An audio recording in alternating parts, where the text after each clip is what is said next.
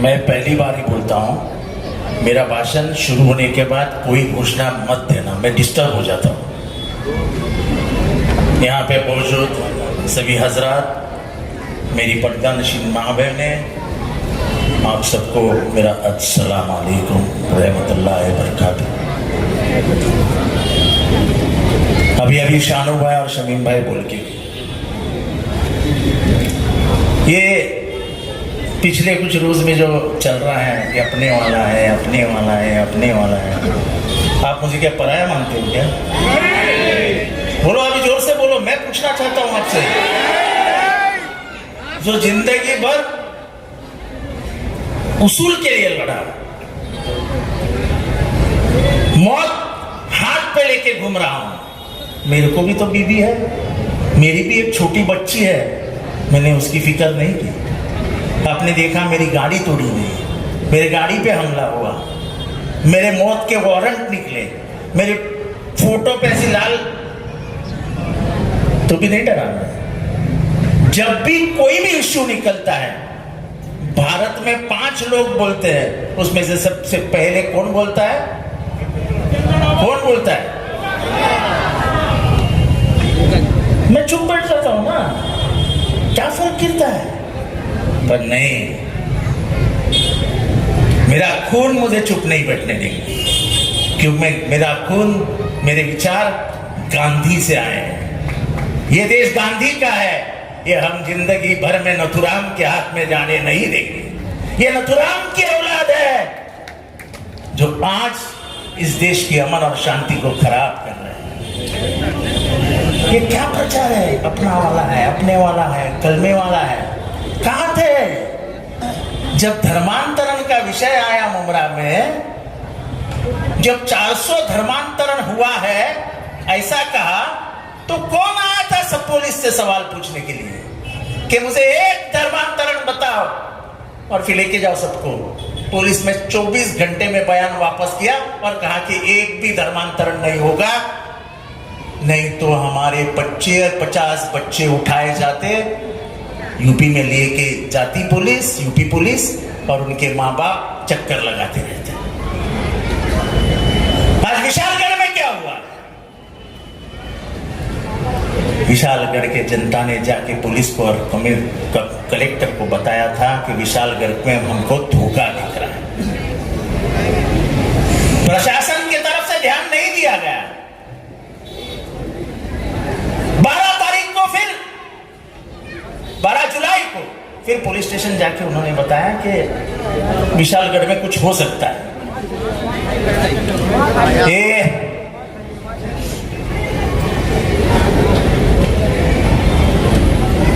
तो भी पुलिस ने ध्यान नहीं दिया, और उसी रात को 100 लोग, विशालगढ़ किसी ने देखा है क्या? आपने देखा है? एक ही रास्ता है, एक, उसके अगर नाके पे नाकाबंदी हो जाती तो कोई चढ़ पाता? पुलिस ने सबको ऊपर चढ़ने दिया। ऊपर चढ़ने के बाद उन्होंने दरगाह पे हमला बोल दिया, और दरगाह के ऊपर जो घुमट रहता है उसको तहस नहस कर दिया। फिर नीचे उतरे, गजापुर के मस्जिद में घुसे, मस्जिद को तहस नहस कर दिया, हिंदुओं के घर लूटे। देखो, मैं हमेशा बोलता हूं, जब अतिरेकी कहा जाता है तो अतिरेकी को कोई धर्म नहीं होता है, कोई धर्म नहीं होता है। वैसे इन दरिंदों का कोई धर्म नहीं है, कोई धर्म नहीं। जिस शिवाजी महाराज ने कहा था अपने सैनिकों से कि तुम जब लड़ाई के लिए निकलोगे, अगर बीच में मस्जिद लगती है तो उसको हाथ भी मत लगाना, अगर कहीं पे आपको पवित्र किताब मिलती है तो उसको बाजू में रख देना। ये किसने सिखाया था? शिवाजी महाराज ने। इनको हक है क्या शिवाजी महाराज का नाम लेने का? पूछते हैं कि तो बीजेपी का डर दिखाते हैं मुसलमानों को। अरे बीजेपी मुसलमान किसी के बाप से नहीं डरता है। बीजेपी कौन है? और हम जैसे लोग जो मौत को भिड़ रहे हैं। मैं तो लोगों को हमेशा बोलता हूं, मैं 2 चीजों से डरता हूं, एक मेरा खुदा, मेरा भगवान, और दूसरा शरद पवार। मैं और किसी के पाप से नहीं डरता। क्या होगा, मौत आएगी ना, उसके ज्यादा कुछ नहीं होता। देने वाला वो है, लेने वाला वो है। अरे 1300 साल हो गए महाराष्ट्र के संत परंपरा को, कभी भी धर्म के बारे में कुछ नहीं बोला गया था। हमारे तुकाराम नाम के संत थे, उन्होंने अपनी किताब में लिखा है, आज से बराबर 700-750 साल पहले, अल्लाह दिलावे अल्लाह खिलावे। देने वाला भी अल्लाह है, खिलाने वाला भी अल्लाह है। वो तो बड़ी किताब में उन्होंने बड़ा पन्ना लिखा है, मैं तो छोटा बता रहा हूं। ये थी हमारी संत परंपरा। और तुम मुख्यमंत्री के सामने एक आदमी उठता है जिसको मैं महाराज नहीं कहता हूं, उसके से ऐसा बूंदू कहीं नहीं, और नबी के बारे में गलत बोल देता है। और हमारे मुख्यमंत्री जो पूरे महाराष्ट्र के मुख्यमंत्री है, जो 13 करोड़ जनता के मुख्यमंत्री है, वो कहते हैं कि हम उसको हाथ भी नहीं लगाने देंगे किसी को। हमको किसी को मारने वाला, हम तो किसी को मारने वाले नहीं है। लेकिन सर्वोच्च न्यायालय ने क्या कहा है? सुप्रीम कोर्ट ने कहा है कि जो भी धर्म के अंगार लगाएगा, गलत बोल देगा, उसको पुलिस ने 24 घंटे के अंदर अरेस्ट कर देना चाहिए। किया अरेस्ट? गजापुर के मस्जिद तोड़ने वाले को अरेस्ट किया, नबी के बारे में बोलने वाले को अरेस्ट किया, और जो चाचा को मारा, उधर मैं और हमारे एक पत्रकार मित्र रफीक कामदार, वो ध्यान नहीं देते तो वो चोर भी नहीं पकड़े जाते। आपको मालूम है मणियार चाचा के साथ क्या हुआ? उनको मारा, वो तो कैमरे में आ गया, लेकिन उनको ट्रेन के दरवाजे पे लेके फेंकने की कोशिश की। मुझे फक्र है, मैं हिंदू हूं, मैं ऐसा हिंदू हूं जो मेरे किताब में लिखा है वही मानता हूं। वासुदैव कुटुंबकम। वासुदैव यानी क्या? ये दुनिया, ये मेरा घर है और इसमें मेरी फैमिली रहती है, यानी हम सब भाई बहन हैं। ये हमारे किताब में लिखा है। ये नफरत किसी को कोई सिखाता नहीं, नफरत पार्टियां सिखाती है, नफरत पार्टियां सिखाती है। और बीजेपी ने वही किया। 2014 से यहां का मुसलमान हैरान नहीं है? हैरान है कि नहीं है? तुम मॉब लिंचिंग करोगे, देश के सीमा पे लड़ रहा मुसलमान का बाप घर में होता है, उस बाप के घर से कुछ खुशबू आती है गोश्त की, अंदर जाते हैं, बिना पूछे उसका मर्डर हो जाता है। ये क्या है? क्या है?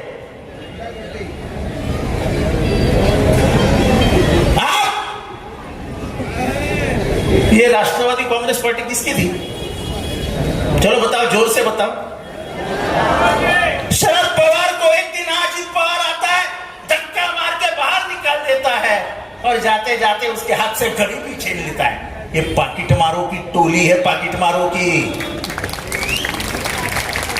अरे हिम्मत थी तुम्हारे में ना, मर्द का औलाद था अजित पवार, तो बोलता था कि शरद पवार ने तुतारी दे दी, मैं भी कोई दूसरा निशान ढूंढ लेता हूं और लड़ता हूं चुनाव, तो हम उसको मर्द कहते हैं।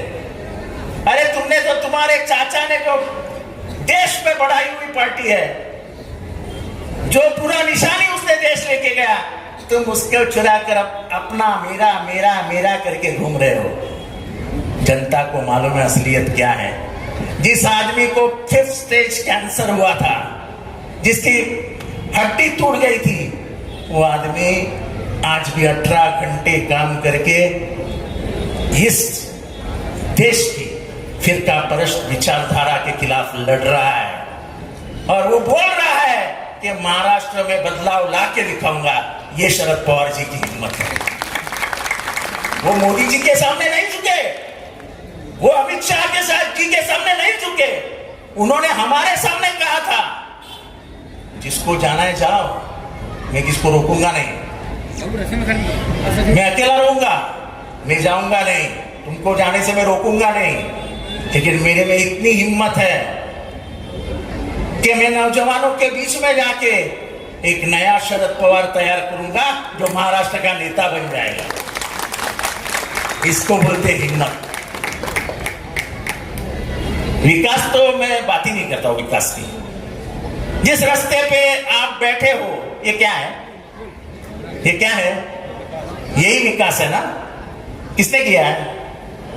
किसने लाया ये रास्ता किसने बनाया? ये रास्ता किसने बनाया? तो क्या होता है विकास? अंधा है क्या कोई? अंधा बोले आवाड़ साहब ने विकास ही नहीं किया, अंधा है? बात गोल मोल करके बताने की है। इसलिए मेरे भाइयों और बहनों, मैं ज्यादा समय नहीं लूंगा। सिर्फ आपको इतना सोचना है कि जुल्म और जालिम को खत्म करना ये नबी ने आपको बोला है, सल्लल्लाहु अलैहि वसल्लम ने।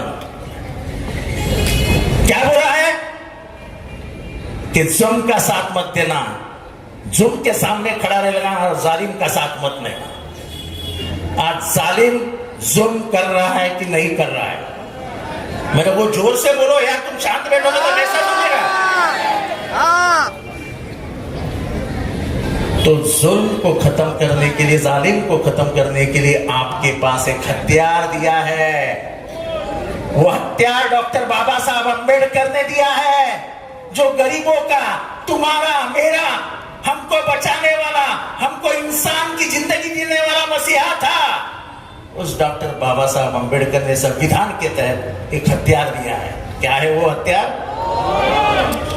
आप वोट डालो और ये महाराष्ट्र की सरकार हकार डालो। इसकी अहमियत क्या है मैं बताता हूं आपको। जिस दिन महाराष्ट्र सरकार गिर गई, जिस दिन महाराष्ट्र सरकार महाविकास आघाड़ी के हाथ में आ गई, महाविकास आघाड़ी ने सरकार बना ली, तो कसम से जितनी मेरी समझ है, 35 साल का तजुर्बा है, जिस दिन ये चुनाव का नतीजा आ जाएगा और महाविकास आघाड़ी की सरकार बन जाएगी, उस दिन से लेके 60 दिन में, ध्यान से सुनो, उस दिन से लेके 60 दिन में चंद्रबाबू नायडू और नीतीश कुमार मोदी को दिया जो समर्थन है वो वापस खींच लेंगे और ये सरकार वैसे ही।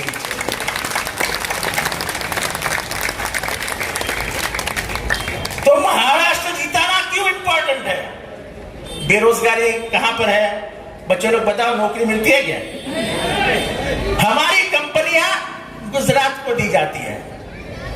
हम पहले गर्व से कहते थे कि महाराष्ट्र दिल्ली से घबराता नहीं है, दिल्ली से टकराता है।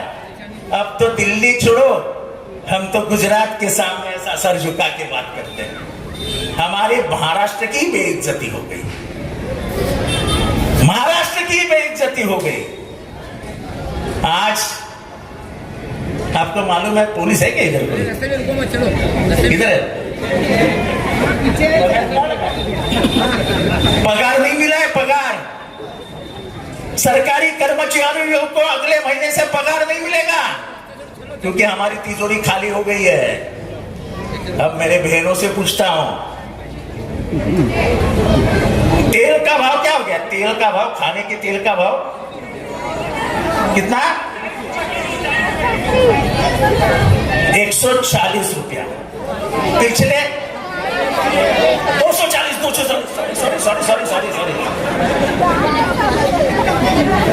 240 सके जो वो हुआ। पर मुझे इतना मालूम है कि पिछले 30 दिनों में 40 रुपये से भाव बढ़ गया।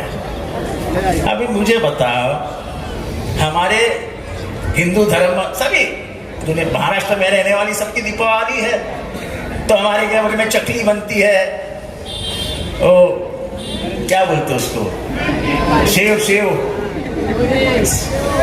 और टीकी सेव बनती है, फिर करंजी बनती है, फिर शंकरपाला बनता है, जो भी है, पर बेसन और दाल,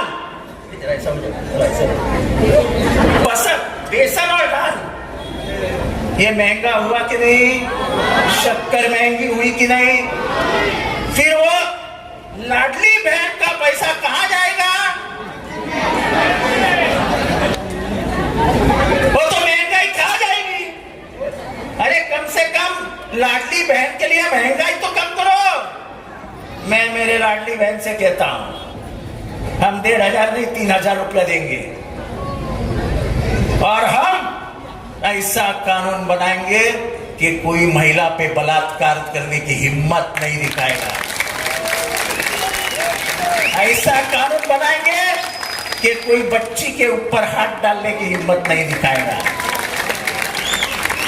बदलापुर में क्या हुआ मालूम है आपको? क्या हुआ? एक छोटी बच्ची के ऊपर, 2 बच्चियों के ऊपर अत्याचार हुआ। इन्होंने एक आरोपी पकड़ लिया और उसके जो 2 मेन ट्रस्टी थे गायब हो गए। मेन ट्रस्टी किसके संबंधित थे? दोनों ट्रस्टी आरएसएस बीजेपी के संबंध में थे। सुना आपने? गौर से सुना?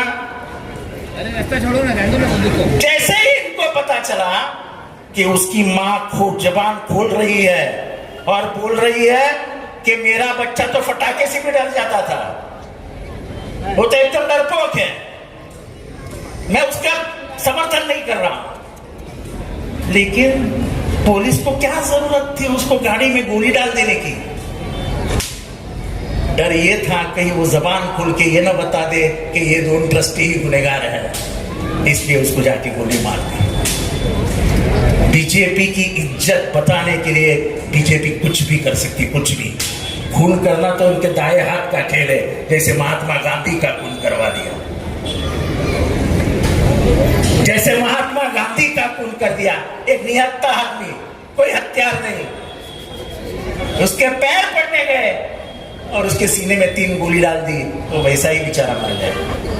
हेलो, ये देश शांति के लिए जाना जाता है, खून खराबे के लिए नहीं जाना जाता है, क्योंकि ये देश बुद्ध का और गांधी का है।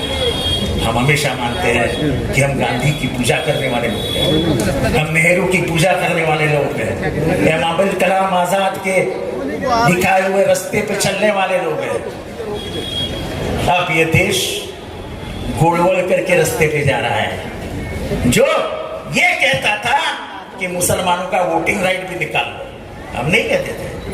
हम ये संविधान जब आया 1950 में, तब ये संविधान हमें नहीं चाहिए। ये पहली बार किसने कहा? आप कंप्यूटर, आप ये ऑपरेट करते हो क्या? गूगल ऑपरेट करते हो? जाके पढ़िए, ऑर्गेनाइजर नाम का एक मैगजीन है, जो बीजेपी का मुखपत्र था। तब बीजेपी नहीं थी, जनसंघ और आरएसएस का मुखपत्र था। उसमें पढ़िए कि कॉन्स्टिट्यूशन को विरोध किसने किया था, सब आ जाए। उन्होंने तिरंगे को विरोध किया था। अब तो मोदी जी हाँ भाई, हर एक साल के बाद आते हैं, घर घर तिरंगा, घर घर तिरंगा, घर घर तिरंगा, घर घर तिरंगा।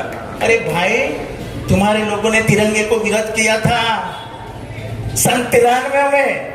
कांग्रेस के कार्यकर्ता आरएसएस के मुख्यालय में घुसे और उन्होंने तिरंगा लगाया। तब ये आरएसएस के कार्यकर्ता पुलिस स्टेशन में गए और कांग्रेस के कार्यकर्ता के खिलाफ केस डाली। आज भी वो केस के कोर्ट में। तुम तो तिरंगा लगाने से शर्माते थे। 1942 में तुमने लेटर लिखा था कि हमें ये भारत छोड़ो आंदोलन का विरोध करना है, ब्रिटिशों हमको साथ दो। उसकी औलाद हो तुम इस देश में शांति और आजादी नहीं चाहते हो। ये देश, उसकी पहचान अलग है। कश्मीर में एक भाषा है, केरला में एक भाषा है, गुजरात में एक भाषा है, आसाम में एक भाषा है। तो भी अभी यहाँ पे बैठे लोग कोई जौनपुर से है, कोई कोंकण से है, कोई हो सकता है दक्षिण से हो, लेकिन हम सब इधर आके भारतीय बन के अमन और शांति में रहते हैं।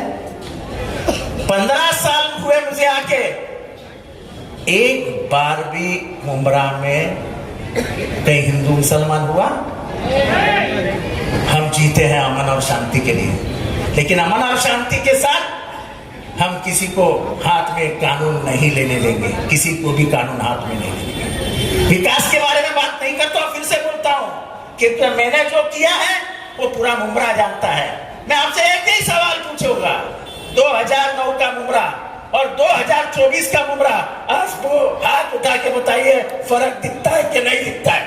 सबके हाथ ऊपर चाहिए, सबके हाथ ऊपर रखो। मैं ये दादागिरी से नहीं कह रहा, प्यार से कह रहा हूं, जिसको उठाना नहीं मत उठाओ भाई।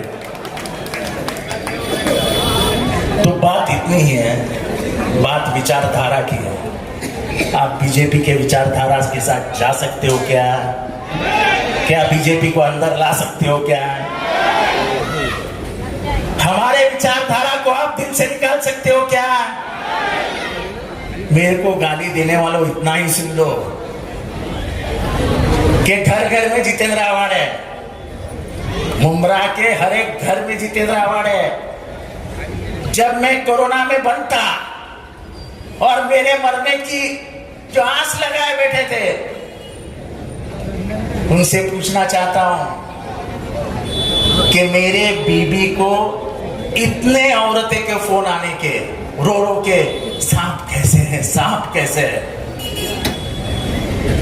ये मैंने कमाया हुआ धन है जो लोगों ने अपने दिल में मुझे बिता लिया। तो मुझे दिल से नहीं निकाल सकते, तो मुझे दुनिया से निकाल सकते हो, लेकिन दिल से नहीं निकाल सकते हो। और इसलिए मैं आपकी मोहब्बत को सलाम करता हूं और फिर से एक बार कहता हूं, जो भी बोले कि जितेंद्र आवाड़ बीजेपी का नाम लेता है, हाँ लेता है। बचपन से आरएसएस को विरोध करते आया हूं मैं, बचपन से, आज नहीं कर रहा हूं। जब जान को धोखा था तभी भी आरएसएस को विरोध किया है मैंने।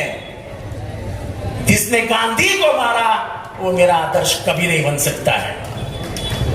तुम मुझे मत सिखाओ उसूल और आइडियोलॉजी, ये मैं खाता हूं, खाता। मेरे पेट, मेरे खून में आइडियोलॉजी है, मेरे जुनून में आइडियोलॉजी है।